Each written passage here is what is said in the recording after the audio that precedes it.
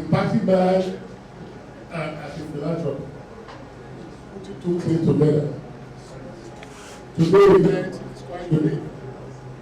Last year, part of it, when the Edoba gave out scholarship, and they have broadened and expanded it now. They have been speakers to speak to issues burning on the society. I'm so happy about that. For the students who are privileged to be part of history, to be given scholarship or assistance today, I hope they will learn the form very well, so that others will be inspired to do more for society. I feel very excited today. I feel very elated. The reason is that I might be selfish, but please forgive me. This Pius Alile is our home. This is our son. This is our able material. Oh, we are very proud. Pius, now we let him what I are doing. 2 years ago, I was a chairman. I told you to discuss this. It's not a one-time thing. You have been doing this. We are going to pray for you. And our prayers are seeing you through. I know that there are people who love you so much, who love what you are doing. And all of you on the right road, we want to be proud of ourselves that we have a handsome, philanthropy gentleman like Pius. He will be with you. Everything you want to do will be with you. I thank the great words that are here. And the chairman said, education opens who you are. You may not be too rich to talk of education, but at least you know who you are. Brothers know themselves. An educated person will know themselves. An educated person will not be a kidnapper. An educated person will not be an armed robber. An educated person will, except they can steal their pen, but they cannot go and try to harass other people. Ladies and gentlemen, the show has to go on. Congratulations, Pius. I thank all of you on behalf of Maiden, those who have come to give us support for this great ceremony. Today marks the beginning of a lecture series. It is the maiden lecture of the Honorable Pius Alile Coalition Initiative. And considering that the main event for today is the award of bursaries to our young persons, I should speak on a matter which concerns our youth and also which is of great concern to our country, Nigeria, at this point in time. That led me to choose the topic, leadership selection process, preparing our youths for the future. In other words, how do we begin to prepare our youth to assume leadership position in our various communities, in our state, and in future in our country, Nigeria. I made this choice recognizing the fact that very many people, most Nigerians will say that the problem of Nigeria is leadership. I'm sure all of you here have heard people say this thing at one point or the other, that Nigeria's problem is having good leadership. Once we have good leadership, then our problems as a country will be resolved. It is an undeniable fact that good leadership inspires and directs members of a group of people, whether of a society, country, or organization, to attain the goals and expectations of the group or organization that he or she leads. Indeed, good governance requires good leadership to lead the way to success. In other words, good leadership is an essential ingredient for the attainment of good governance. They go hand in hand. The leadership has a responsibility to provide guidance and inspiration, as well as align the people or group to attain their set goal as a country or as an organization. It is the duty of the leadership, whether it is of a company or family business or whatever, to help the organization create a vision and rally people around to achieve its purpose or goal. To achieve this, they must possess the necessary skills and knowledge to make informed decisions and solve problems. In politics, leadership consists of political office holders, elected or appointed. In general parlance, the leadership consists of political office holders, whether elected or appointed. In this paper, we shall dwell on preparing our youths for leadership positions in organizations, public or private, but with special emphasis on top leadership in government. Leadership selection process in business organizations is fairly well settled. In business organizations, all eligible candidates for a specific leadership position are subjected to an open and fair process in their screening and selection. Apart from the selection, promotion or progression in the leadership ladder is also based on well-defined criteria in ideal situations. In practice, however, selection and progression in Nigeria are not always based on meritocracy, but factors like quota system, federal character, nepotism, and other primordial considerations. Similar considerations come to play in the selection of political leadership. So next, I look at youth and leadership in Nigeria as well as leadership abroad. So a kind of comparative analysis. In recent years, there has been a clamor for the opening up of the space for youths to play more leadership roles in organizations and more especially in politics. This new trend of agitation for youth participation is a global phenomenon and it's not peculiar to Nigeria. To an extent, this has been encouraged by the gains made since after the Beijing Declaration in 1995 for at least 35% representation of women in governance of organizations and in politics. An added factor for agitation for youth involvement and participation is their demography, the percentage, the proportion of youth in the overall population of Nigeria is in favor of giving the youth more space in the politics of our country. At the international level, examples abound of an increasing number of youth, or at least younger people, being elected as leaders of their countries. Through diligence, hard work, excellence, and perseverance, the youth in Nigeria, as in other countries, can attain positions of leadership.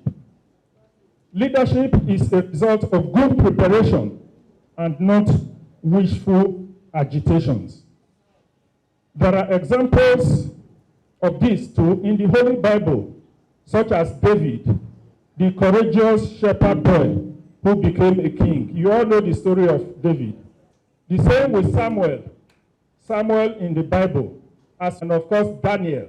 The story of Daniel, you also know. The question then is, how do we prepare our youth for leadership in Nigeria? Youths that aspire to lead should first and foremost equip themselves with education. Education helps to build self-confidence, which anyone seeking to lead others must possess. Not many people go for masters, they acquire certificates of proficiency in skills. And that is what employers are looking for nowadays. So let's not place too much emphasis on paper qualification, even though that is good, but emphasis should not be on what you can do, the skills that you have. Today's public lecture and bursary awards, as well as the commissioning of completed borehole projects in various communities across the state to be undertaken in the next 1 week, all testify to his unwavering commitment. He deserves our commendation. Well done, Honorable Pius Alile. On a final note, I should reiterate that investing in youths and preparing them for the future is as a deliberate policy of government and other stakeholders is a desideratum and the best way to ensure the emergence of good leadership. Good leadership is the only way to achieve good governance that is sustainable and can bring about peace, security, happiness, development, and prosperity, which we all desire in our society. Virtues of philanthropy, the exemplary philanthropic effort of Honorable Pius Alile. Philanthropy, of course, you know, is the art of giving, the art of charity. And very few of us really have that spirit. And what we have seen in the past couple of years, coming from our brother, Honorable Pius Alile, is something worth commending. And my agreeing to be part of it today is to demonstrate that I am in full support of his effort, and also all of us here present, and even those who are probably watching from far, you know, that this is a commendable thing to do, and that we should all join in the effort. Now, I just go to number 2, virtues of philanthropy. Now, philanthropy is, like I said, the art of giving, but it's more than just the art of giving. It is something that it is giving for worthy causes and on a large scale. That is what philanthropy is in terms of formal definition. So that for what Honorable Alile has been doing, it's not only just giving, it's giving for worthy causes. And we all know them. For instance, today, our dear former governor has spoken on developing human leadership. That is a worthy cause, and they have spoken to that. We are talking of commissioning boreholes and the rest of them. That's a worthy cause. And on a large scale, what Honorable Alile has been doing, building boreholes everywhere, that's a large scale project, and it costs you a lot of money. If you have got to build borehole in your house, you know what it costs. Not talk of industrial borehole. So that's the last case. So I commend you. Now, it can be undertaken by an individual like Honorable Alile has been doing, or by big organizations. We have heard of Bill and Melinda Gates Foundation. That is the art of philanthropy. We have heard of the MacArthur Foundation, and many others. Now, the individual doesn't have to be super rich. I'm sure that if we want to assess the cost of many good politicians here, I can see many of them here. Very wonderful gentlemen. I'm sure Alile is perhaps the poorest amongst many of us here. But he has cultivated the habit of, of giving. He's quite well to do, I know. But, it's not beyond just having money. You may not have to be super rich to be a philanthropist. And then, to be philanthropic, whatever you are doing must be from the bottom of your heart. That's what I refer to as being altruistic. It is not because you want to achieve any particular purpose. Of course, I'm sure some persons who are very negative may be insinuating that, Alile is probably doing all this because of political ambition. I know that is, there are many people who are occupying position today who have not had to give anything to anybody, and they find themselves in top political position. So I can say, as someone who has known Alile for over 30 years, that he's not doing this because he's expecting any reward from anybody. It is purely on the basis of altruism, and that's why we must continue to commend you, my brother. Now, for philanthropic purposes, you can spread the dragnet very far and wide. You can cover issues of health, can cover issues of housing, for instance, can cover even issues of research. You can sponsor research. So many people are benefiting, I know, from coming from the university, from sponsorship of research by philanthropic organizations. You know, so it doesn't have to be borehole alone. You know, it can go far and wide. Now, let me say a bit of course, it has to be something that is frequent.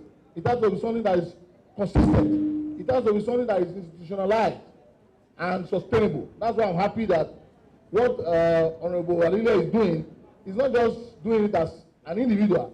He has put up an organization for that purpose. And that's the Pius Alile, you know, coalition initiative, PASI.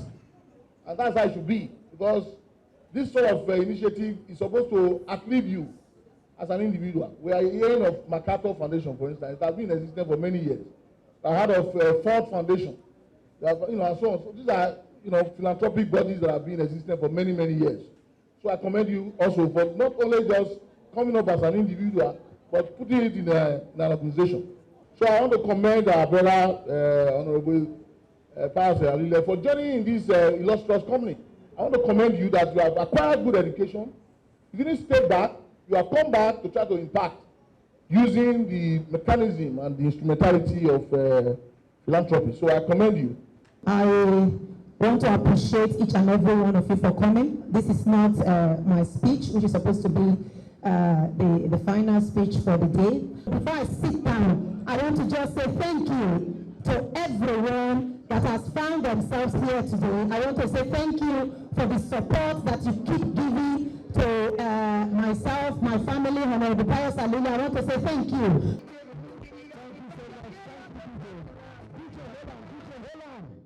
Thank you, DJ. Thank you. That's also leaving the Quora community in the RFPs.